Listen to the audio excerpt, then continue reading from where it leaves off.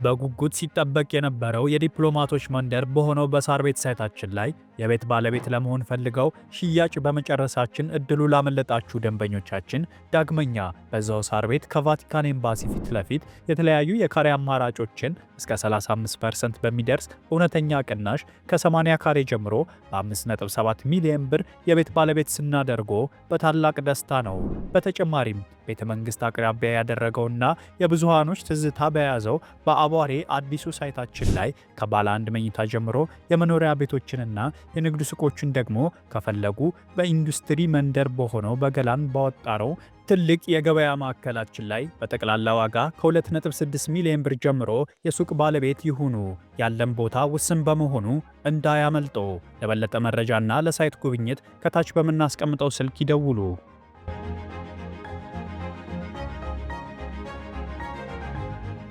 እነሆ ሰላምና ጸጥታው ተረጋግቶ ምዕመናን ወደ ቅድስቲቱ ኢየሩሳሌም በደስታና በገፍ እየተጓዙ ነው። ለእርሶም ሰዓቱ አሁን ነው። የ15 ዓመታት የካበተ የአስጎብኝነት ልምድ ያለው አፍሮ ሆሊላንድ የጌታችንን ልደት በተወለደባት በቤተልሔም አብረንና ክብር ይሎታል። በቆይታችን በተለያዩ ቅዱሳን መካናት ተራ በተራ ቆይታ ማድረግ ብቻ ሳይሆን በዮርዳኖስ እንጠመቃለን፣ ጎሎጎታን እንሳልማለን። ሌላም የጉብኝት ስፍራዎቻችን በሙሉ ፍጹም ሰላም በመሆናቸው እርሶም ወዳጅ ዘመዶችዎን ጋብዙና ተመረቁ።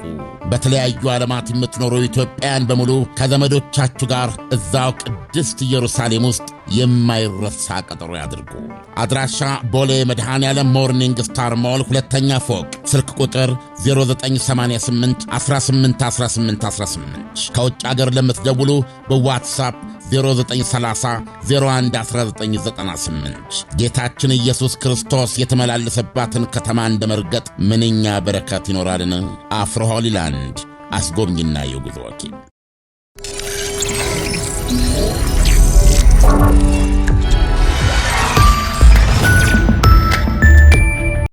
ይህ አዋዜ ነው። የዕለቱን ዋና ዋና ጉዳዮች እንመለከታለን። በላይ በቀለ ነኝ። የአሜሪካ መንግሥት ጊዜያዊ ከለላም ያነሳባቸው በሺዎች የሚቆጠሩ የኢትዮጵያ ስደተኞች ለቀው እንዲወጡ የ2 ወር ጊዜ ገደብ ማስቀመጡ ትልቅ ስጋት ፈጥሯል እየተባለ ነው። ጊዜያዊ ጥበቃ ወይም ከለላም አሜሪካም ለተለያዩ ሀገሮች መስጠት የጀመረችው እንደ ፈረንጆቹ አቆጣጠር በ1991 ሲሆን ኢትዮጵያ የተቀላቀለችው ደግሞ ከ3 ዓመት በፊት ነበር፣ ከትግራይ ጦርነትና ከሌሎች ግጭቶች ጋር በተያያዘ።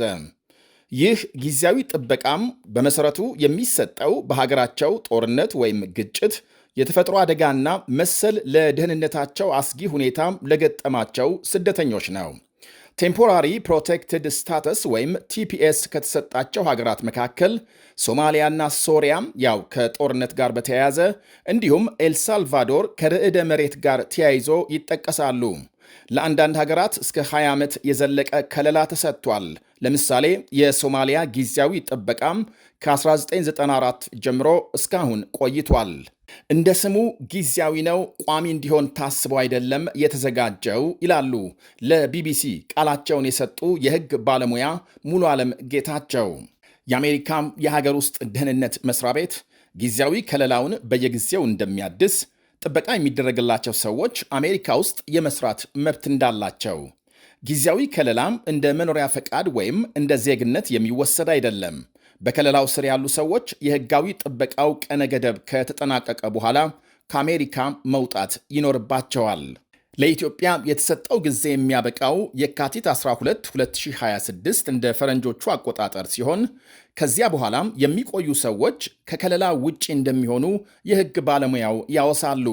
5000 የሚጠጉ ኢትዮጵያውያንና ከኢትዮጵያ የሄዱ ኢትዮጵያዊ ያልሆኑ ሰዎች በዚህ ከለላ ስር እንደነበሩ ተገልጧል።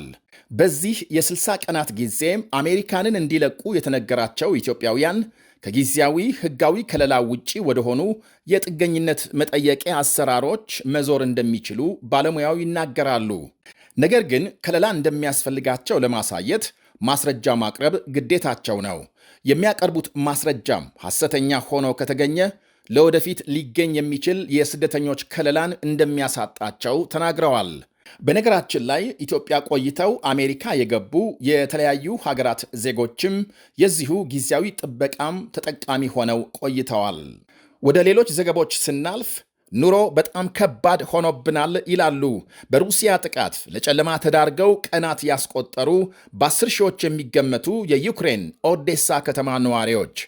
የዩክሬን ጦርነት 4ኛ ዓመቱን ሊደፍን በተቃረበበት በአሁኑ ወቅት በመላው ሀገሪቱ ሚሊዮኖች ኑሯቸው ተቃውሶ በስቃይና በስጋት እየገፉ ይገኛሉ። ወላጆች ሲመሽ ልጆቻቸውን ይዘው ከቦምብ መጠለያ መግባት የዕለት ተዕለት ተግባራቸው ሲሆን አሁን ደግሞ በአውሮፓ ክረምት ከመግባቱ ጋር ተያይዞ ሩሲያም የኃይል ማመንጫዎችን ደጋግማ እየመታች ለአደገኛው ቅዝቃዜ እንዲጋለጡ አድርጋለች ይላሉ የዩክሬን ባለሥልጣናት። ፕሬዝዳንት ዜሌንስኪ ሩሲያም የክረምቱን አደገኛ ቅዝቃዜ እንደ አንድ የጦር መሳሪያ እየተጠቀመች ነው በማለት ይከሳሉ። የኤሌክትሪክ ጣቢያዎችን እያወደመች ኃይል እንዲቋረጥና ሕዝብ ሙቀት እንዳያገኝ አድርጋለች በሚል በመላው ዩክሬን ኤሌክትሪክ በቁጠባና በፈረቃ ሲከፋፈል የቆየ ሲሆን በየቀኑ ለጥቂት ሰዓታት መጥቶ ይቋረጣል። አብዛኛው የዩክሬን ሕዝብ በፓወር ባንክና በጄኔሬተር ጥገኛ ለመሆን ሲገደድ በዋና ከተማ ኪይቭ ለምሳሌ የጄኔሬተር ድምፅ ከቦምብ ማስጠንቀቂያ ድምፅ የበለጠ መስማት የተለመደ ሆኗል ይላሉ የተለያዩ ዘገባዎች። ከቤት የሚወጣ ነዋሪ መብራት ተረኛ መሆኑን ማየትና ፓወር ባንኩን ሰክቶ መሄድ የዘውትር ጠዋት ተግባሩ ነው። 50 በመቶ የሚሆነው የዩክሬን ኃይል የሚቀርበው ከ3 ግዙፍ የኒኩሌር ኃይል ማመንጫዎች ሲሆን እነዚሁ በማዕከላዊና ምዕራብ ዩክሬን የሚገኙት ማመንጫ ጣቢያዎች ኔትወርክ ክፉኛ በመውደሙ ሚሊዮኖች የኃይል መቆራረጥ እንደገጠማቸው ተነግሯል። እናም አሁን የዩክሬን ሕዝብ የዕለት ተዕለት ጸሎት የሆነውን ጦርነት ቆሞ ሰላም እንዲመጣ በየአቅጣጫው ጥረት ሲደረግ በአሜሪካ የቀረበው የሰላም ዕቅድ ላይ ሲካሄድ የቆየው ድርድር ወደ መጨረሻ ምዕራፍ እየተቃረበ ነው ብለዋል ዜሌንስኪ ዛሬ በኔዘርላንድ በሰጡት መግለጫም። ዩክሬን የኔቶ አባል የመሆን ዕቅዷን ለመተው አስተማማኝ የደህንነት ዋስትና እንዲሰጣት በጠየቀችው መሠረት አሜሪካም ተገቢውን የደህንነት ዋስትና ለዩክሬን ለማቅረብ ከስምምነት መድረሷም ተነግሯል። የመሬት ጉዳይ ግን አሁንም አወዛጋቢ ሆኖ ቀጥሏል። ትላንት በበርሊን ጀርመን የተካሄደውን ንግግር ተከትሎ የአሜሪካ መሪ ዶናልድ ትራምፕ ጦርነቱን ለማቆም የሚያስችል ስምምነት ለመድረስ ከመቼውም ጊዜ በበለጠ ከጫፍ ደርሰናል በማለት ገልጸዋል። ከአውሮፓ መሪዎች አስተማማኝ ድጋፍ መገኘቱንና ከሩሲያ ፕሬዝዳንት ቭላዲሚር ፑቲን ጋር ተደጋጋሚ ውይይት መደረጉን ከጠቀሱ በኋላ ከተፈለገው ውጤት ለመድረስ ከመጨረሻ ምዕራፍ ላይ እንደሚገኙ አመልክተዋል። ያም ሆኖ በመሬት ጉዳይ ያለው ውዝግብና ልዩነት በምን ሁኔታ ሊፈታ እንደቻለ ትራምፕ በዝርዝር አልገለጹም። የአውስትራሊያን የሽብር ጥቃት የፈጸመው ግለሰብ ህንዳዊ መሆኑ ታወቀ። ጥቃቱን የፈጸሙት አባትና ልጅ ሲሆኑ አባት ሳጅድ ኤክራም የህንድ ተወላጅ መሆኑን ፖሊስ ዛሬ አረጋግጧል። ሆኖም ከቤተሰቡ ጋር ያለው ግንኙነት እምብዛም እንደነበርና እንደ ፈረንጆቹ አቆጣጠር በ1998 አውስትራሊያ ከገባ ወዲህ ማለትም በ27 ዓመታት ውስጥ ህንድ የተጓዘው 6 ጊዜ ብቻ እንደሆነ ተመልክቷል። ልጃቸው የጽንፈኝነት አራማጅ ስለመሆኑ ምንም የሚያውቀው እንደሌለ ቤተሰቡ ገልጧል። ሳጅድ ህንድን እስከለቀቀበት ጊዜ ድረስ ምንም አይነት የወንጀል ታሪክ እንደሌለውና በዲግሪ ተመርቆ የተሻለ ሕይወት ፍለጋም አውስትራሊያ መጓዙን መረጃዎች አሳይተዋል። ልጆቹ የተወለዱትና ዜግነታቸው አውስትራሊያ ቢሆንም ሳጅድ ግን በህንድ ፓስፖርት ሲንቀሳቀስ እንደነበር ይነገራል። አባትና ልጅ አሁን ጥቃቱን ከመፈጸማቸው 1 ወር በፊት ፊሊፒንስ ቆይተው መመለሳቸው ሲነገር አባት የህንድ ልጅ የአውስትራሊያ ፓስፖርት ተጠቅመዋል። ሁለቱ ግለሰቦች በ2015 በፓሪስ የደረሰውን ጨምሮ በአውሮፓና አሜሪካም ለተፈጸሙ ጥቃቶች ኃላፊነት ከወሰደው የአይኤስ ሚሊሻ ቡድን ጋር ግንኙነት ሳይኖራቸው እንዳልቀረ ይነገራል። በተለይ ናቪድ በሲድኒ የአይኤስ ህዋስ ጋር ጥምረት ፈጥሯል በሚል ማጣራት እንደተካሄደበትና በቂ መረጃ ስላልተገኘም እርምጃ ወይም ደግሞ ክስ እንዳልተመሰረተበት ተነግሯል። ይህ በእንዲህ እንዳለ በጥቃቱ የአንደኛውን ተኳሽ መሳሪያ ታግሎ የነጠቀው የሶሪያ ተወላጅ የ43 ዓመቱ አህመድ አልአህመድ የአውስትራሊያ ጀግና በሚል የሚተላለፍለት አድናቆት እንደቀጠለ ነው። አድናቆት ብቻ አይደለም፣ ከመላው ሀገሪቱ የገንዘብ ድጋፍ እየተደረገ መሆኑ ይሰማል። አሜሪካዊ ባለሀብት የሰጠውን $100,000 ጨምሮ እስካሁን ቃል የተገባ ብቻም $1 ሚሊዮን መድረሱ ይነገራል። አድናቆትና የገንዘብ ድጋፍ ካደረጉ ታዋቂ ሰዎች መካከል ደግሞ የአሜሪካው ፕሬዝዳንት ዶናልድ ትራምፕ ይገኙበታል ነው የተባለው። በአንደኛው የህይወት ገጽታ መጥፎና ጨካኞች እንዳሉ ሁሉ በሌላኛው የህይወት ገጽ መልካምና ለሌሎች አርያ የሚሆኑ ጠንካሮች የመኖራቸው ማሳያ ነህ። ሴጣንን ታግለህ ያሸነፍክ የአውስትራሊያ ጥንካሬ መገለጫ ነህ ብለዋል የአውስትራሊያ ጠቅላይ ሚኒስትር አንቶኒ አልባኔዝ በጥይት ተመቶ ሆስፒታል የሚገኘውን አህመድን ዛሬ በጠየቁበት ጊዜ። የፈረንሳዩ እግር ኳስ ክለብ ፓሪስ ሰን ጀርሜን ፒኤስጂ ለታዋቂው የቀድሞ የክለቡ ተጫዋች ኪሊያን ባፔ $70 ሚሊዮን እንዲከፍል ፍርድ ቤት ወሰነም።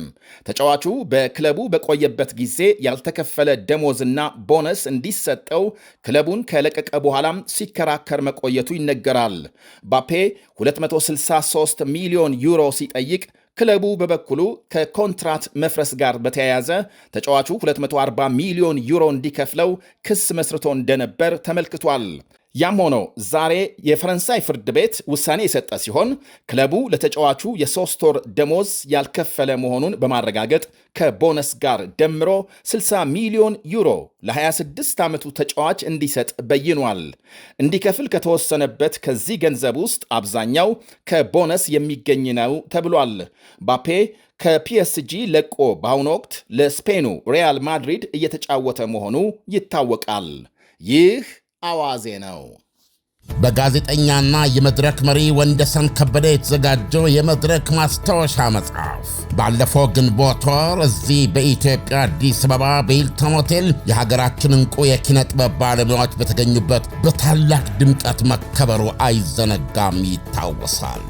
አሁን ደግሞ በቨርጂኒያ ወተርፎርድ ኢቨንት ሴንተር በታንክስጊቪንግ ዊከንድ እሁድ ኖቬምበር 30 2025 ከቀኑ 3 ፒኤም ጀምሮ በርካታ የኪነ ጥበብ ባለሙያዎችና ጥሪ የተደረገላቸው እንግዶች በተገኙበት በታላቅ ድምቀት ይከበራል። ሁላችሁም በዝግጅቱ ላይ እንድትገኙ ተጋብዛችኋል። ጠሪ አክባሪ ነው። አዘጋጅ ወንደሰን ከበደ።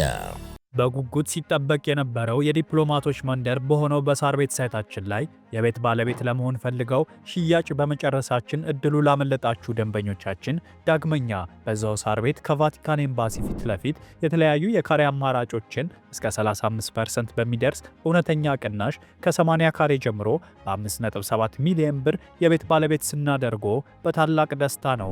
በተጨማሪም ቤተ መንግስት አቅራቢያ ያደረገውና የብዙሃኖች ትዝታ በያዘው በአቧሬ አዲሱ ሳይታችን ላይ ከባለ 1 መኝታ ጀምሮ የመኖሪያ ቤቶችንና የንግድ ሱቆችን ደግሞ ከፈለጉ በኢንዱስትሪ መንደር በሆነው በገላን ባወጣረው ትልቅ የገበያ ማዕከላችን ላይ በጠቅላላ ዋጋ ከ2.6 ሚሊዮን ብር ጀምሮ የሱቅ ባለቤት ይሁኑ።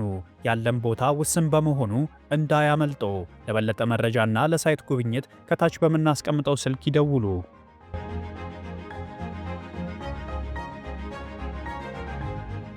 እነሆ ሰላምና ጸጥታው ተረጋግቶ ምዕመናን ወደ ቅድስቲቱ ኢየሩሳሌም በደስታና በገፍ እየተጓዙ ነው። ለእርሶም ሰዓቱ አሁን ነው። የ15 ዓመታት የካበተ የአስጎብኝነት ልምድ ያለው አፍሮ ሆሊላንድ የጌታችንን ልደት በተወለደባት በቤተልሔም አብረንና ክብር ይሎታል። በቆይታችን በተለያዩ ቅዱሳን መካናት ተራ በተራ ቆይታ ማድረግ ብቻ ሳይሆን በዮርዳኖስ እንጠመቃለን፣ ጎሎጎታን እንሳለማለን። ሌላም የጉብኝት ስፍራዎቻችን በሙሉ ፍጹም ሰላም በመሆናቸው እርሶም ወዳጅ ዘመዶችዎን ጋብዙና ተመረቁ። በተለያዩ ዓለማት የምትኖሩ ኢትዮጵያውያን በሙሉ ከዘመዶቻችሁ ጋር እዛው ቅድስት ኢየሩሳሌም ውስጥ የማይረሳ ቀጠሮ ያድርጉ። አድራሻ ቦሌ መድኃኔዓለም ሞርኒንግ ስታር ሞል ሁለተኛ ፎቅ፣ ስልክ ቁጥር 0988 181818። ከውጭ አገር ለምትደውሉ በዋትሳፕ 0930 011998። ጌታችን ኢየሱስ ክርስቶስ የተመላለሰባትን ከተማ እንደመርገጥ ምንኛ በረከት ይኖራልን! አፍሮ ሆሊላንድ አስጎብኝና የጉዞ ወኪል